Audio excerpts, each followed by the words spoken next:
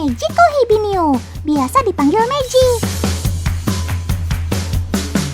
Teman, beginilah kegiatan sehari-hari Meiji dan Dompu. Nempel terus kayak perangko.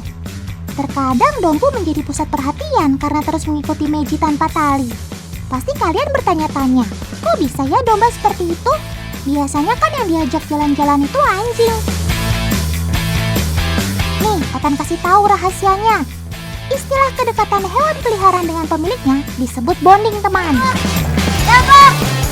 Kedekatan ini terjalin biasanya saat hewan peliharaan sudah sangat nyaman dengan pemiliknya. Apalagi jika hewan tersebut sudah kita pelihara sejak masih kecil. Selain itu, domba lebih suka berkelompok. Di habitatnya, ia akan merasa gelisah jika terpisah dari kawanannya.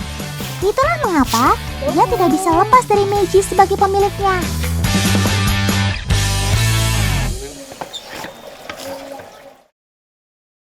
Dompu.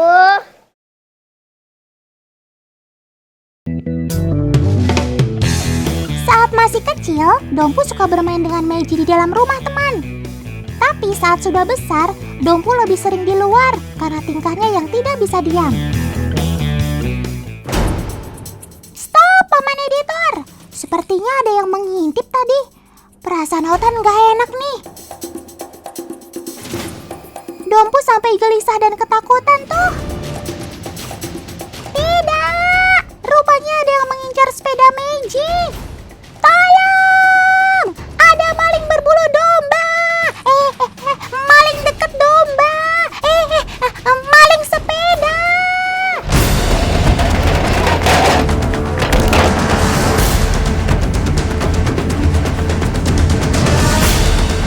Apa? Otan gak salah lihat nih. Ternyata Dompu punya mental yang kuat untuk mengusir maling tersebut, teman. Sampai-sampai kursi yang dikaitkan tali Dompu terbawa dan terjatuh. Salut Otan dengan keberanian kamu, Sob.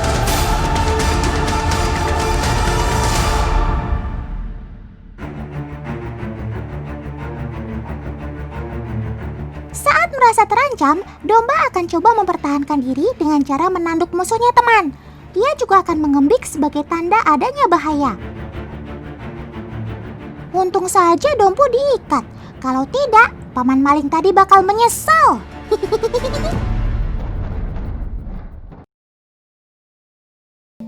Teman-teman tahu nggak kalau domba punya kelebihan dalam indera penglihatannya loh. Luas penglihatan domba itu sekitar 270 hingga 320 derajat, di atas rata-rata manusia yang hanya sekitar 155 derajat. Penglihatan tajamnya ini domba pakai untuk mewaspadai serangan hewan pemangsa loh. Cakep.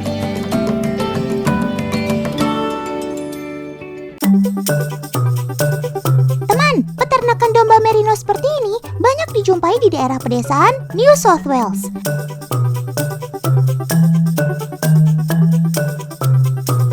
Di Australia, memotong bulu domba merino harus dilakukan oleh orang yang berpengalaman.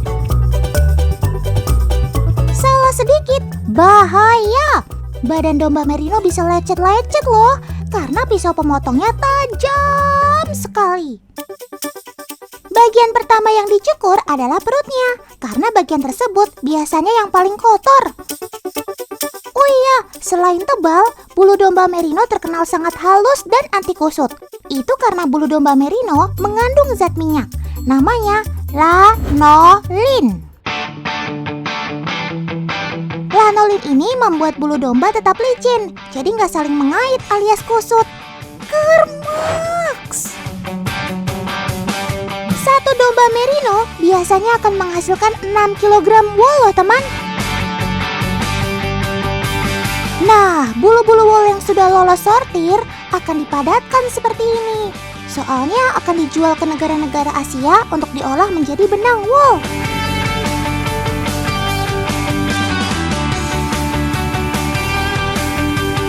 Gak hanya bulunya yang bermanfaat, kulit domba merino pun sudah lama diolah di negeri kanguru ini.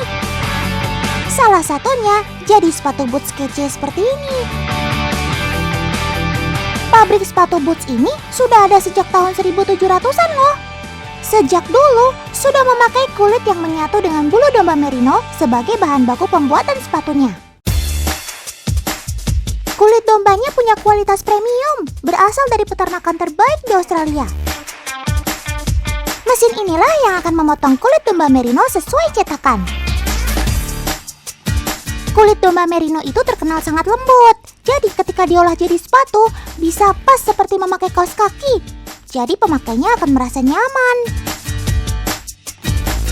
Nah, kalau lapisan bulu dombanya unik banget loh teman. Di musim dingin, bulu domba bisa bikin kaki menjadi hangat. Sementara di musim panas, serat alami dari bulunya bisa menghilangkan keringat pada kaki. Jadi nyaman dipakai di musim dingin dan panas dong. Cakep! Hampir seluruh bagian sepatu terbuat dari kulit domba merino nih. Mulai dari bagian alas sampai upper atau bagian atas sepatu.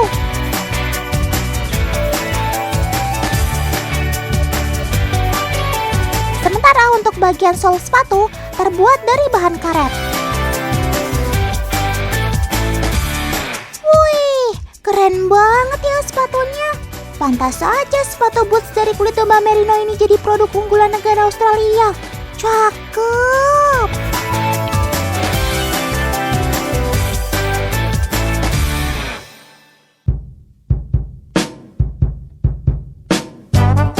Masuk musim hujan nih, kekebalan tubuh harus dijaga ya teman. Salah satunya bisa dengan rutin minum susu, apalagi susu kambing. Kambing peranakan Etawa adalah sobat otan yang menghasilkan susu bergizi tinggi. Ayo, siapa yang sudah pernah minum susu kambing? Susu kambing memang belum umum dikonsumsi masyarakat Indonesia. Padahal dibandingkan susu sapi, susu kambing lebih kaya protein loh. Bahkan, susu kambing lebih mudah dicerna oleh tubuh dibanding susu sapi.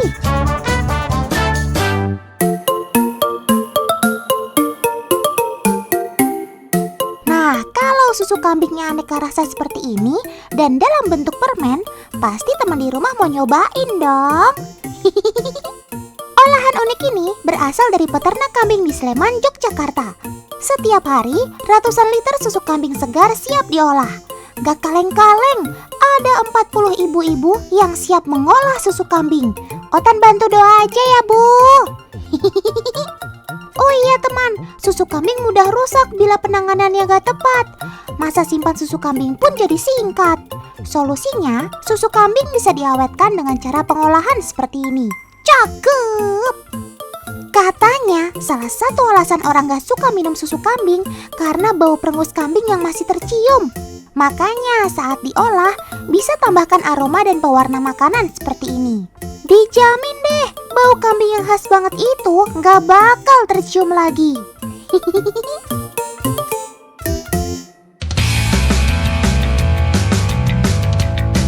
Pemanasan bikin susu kambingnya menggumpal tuh, dan lama-lama berubah menjadi bubuk seperti ini. Bukan sulap yang langsung jadi, butuh 3 jam ngaduknya sampai teksturnya seperti ini loh. Susu kambing bubuk aneka rasa sudah jadi. Sekarang Otan mau lihat cara bikin permennya. Pertama, panaskan gula pasir sampai berubah coklat dan menjadi karamel seperti ini. Baru deh tambahkan susu kambing segarnya teman. Oh iya teman, ukuran butiran protein, lemak, dan mineral susu kambing jauh lebih kecil dan seragam dibanding susu sapi. Ini bikin susu kambing lebih mudah dicerna oleh sistem pencernaan manusia. Untuk orang yang alergi susu sapi, cocok banget deh mengkonsumsi susu kambing. Bisa dalam bentuk susu segar maupun produk olahan. Kermaks alias keren maksimal.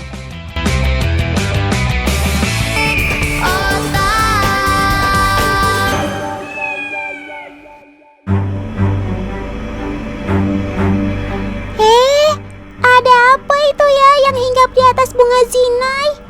Itu loh teman, putih-putih terus gerak-gerak sendiri lagi. Ih, apa itu? Ya ampun, ternyata itu sobat otan, orkid mantis.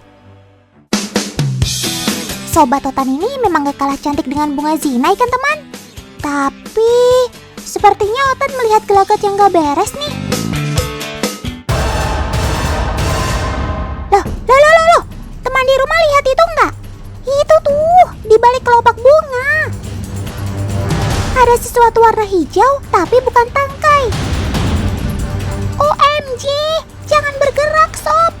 Di atas sana ada orkid mantis yang sedang menunggu mangsa. Aduh, kenapa sih kamu bikes alias bikin kesel? Udah Otan bilang keadaan di atas itu bahaya, masih aja ngeyel. Tuh kan, laba-laba hijaunya sudah dalam pantauan Mantis.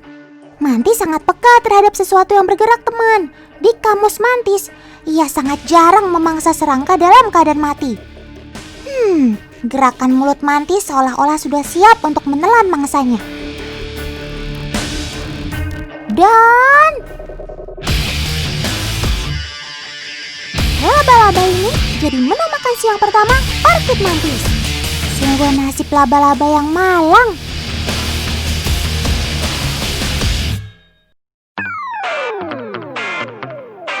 Yaps, jangan tertipu dengan penyamaran mantis yang satu ini teman. Serangga satu ini pandai bermimikri. Orkid mantis atau belalang sembah anggrek terkenal dengan bentuk tubuh yang menyerupai bunga anggrek. Ayo, ada yang bisa tebak di mana keberadaan Sobat Otan di antara bunga anggrek itu? Cantik dan memikat, jadi kata yang sangat pas untuk Sobat Otan satu ini. Namun, ia perlu diwaspadai. Biar bagaimanapun, serangga dari Ordo Mantodea ini merupakan predator alias pemangsa ulung. Kecantikan orkid mantis tidak mengurangi keganasan seekor mantis untuk memangsa serangga lain. Justru kamuflase atau penyamaran pada tubuhnya yang seperti tanaman membuat banyak serangga datang mendekat. Oh iya, serangga ini lebih mudah dijumpai di hutan tropis Asia Tenggara, khususnya Indonesia.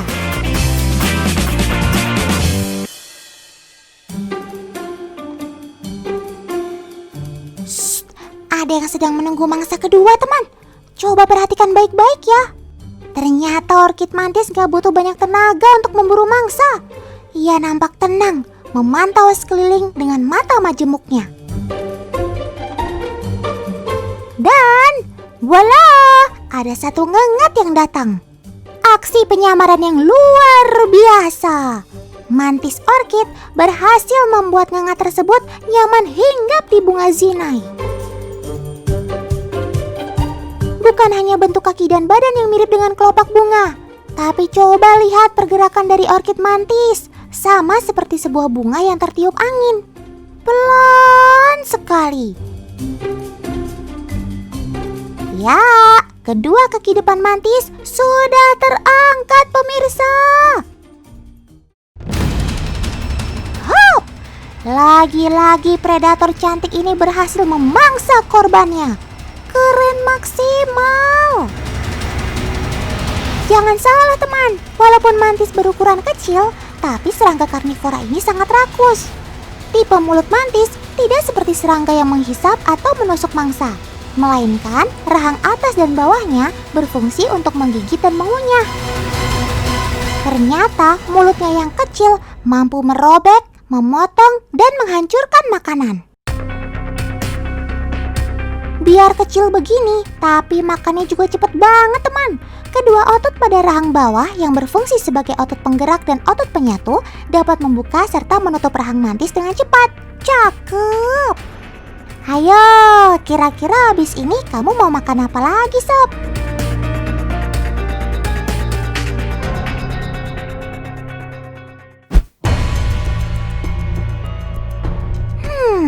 Diam-diam ada yang mengawasi aksi dari orkid mantis tadi teman.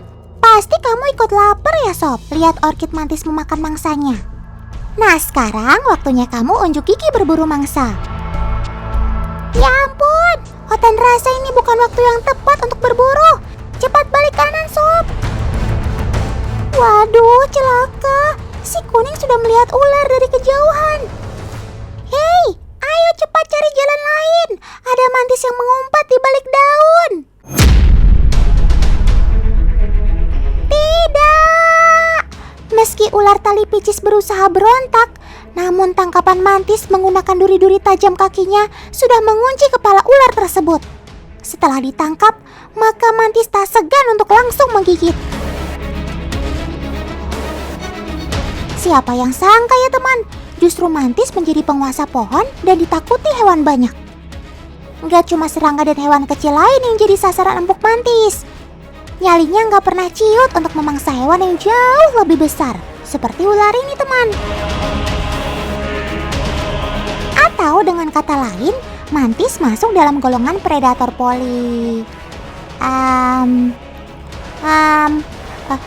polifagus. Iya, polifagus. Predator yang memakan banyak sekali jenis mangsa. Jadi, ia dapat bertahan hidup meski jumlah populasi mangsanya semakin sedikit karena memiliki peluang untuk memangsa hewan lain. Ngeri bener!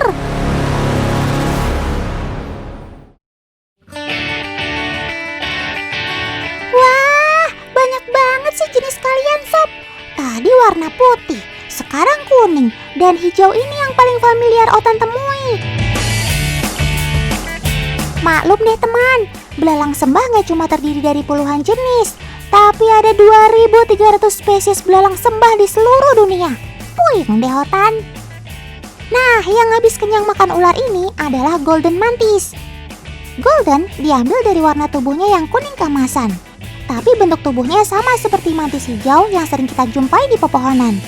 Soal galaknya, sama.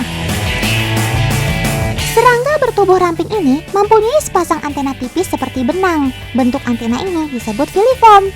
Filiform berfungsi mendeteksi bau, rasa, kecepatan angin, bahkan hingga sentuhan. Kecepatan mantis dalam menangkap mangsa berkat penglihatannya yang mantap betul. Bentuk mata faset ini dapat melihat mangsa dalam bentuk 3 dimensi. Kelebihan tersebut menguntungkan mantis dapat mengukur jarak benda yang ada di sekitarnya. Pantas pergerakan kamu secepat kilat saat menangkap mangsa. Cakep! Sepasang kaki depan mantis berfungsi seperti lengan untuk mencapit dan menangkap mangsa. 2 pasang kaki di belakangnya membantu mantis untuk berjalan dan melompat. Telapak kaki serangga memiliki gaya adesif. Gaya ini memungkinkan serangga menempel dan merekat di berbagai permukaan.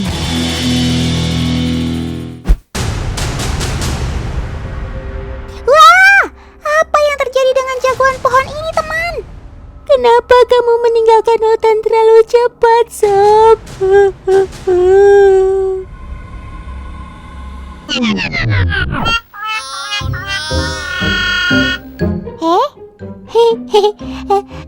Kamu masih sehat-sehat aja ya?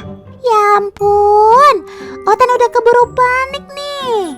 Ternyata si mantis habis mengalami molting atau berganti kulit. Mantis dewasa membutuhkan waktu 20 menit untuk berganti kulit dengan posisi terbalik seperti ini teman.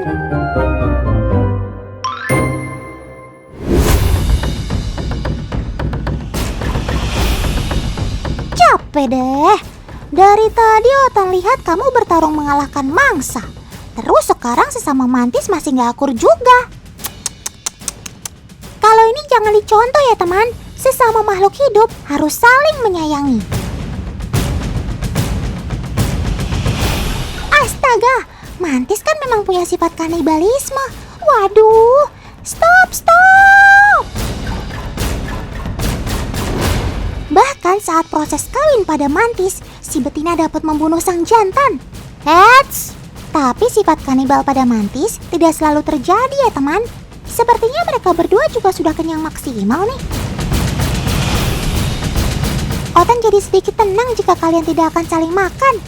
Sudah, ayo baikan dulu. Mending kita siap-siap nobar episode Otan hari esok sob.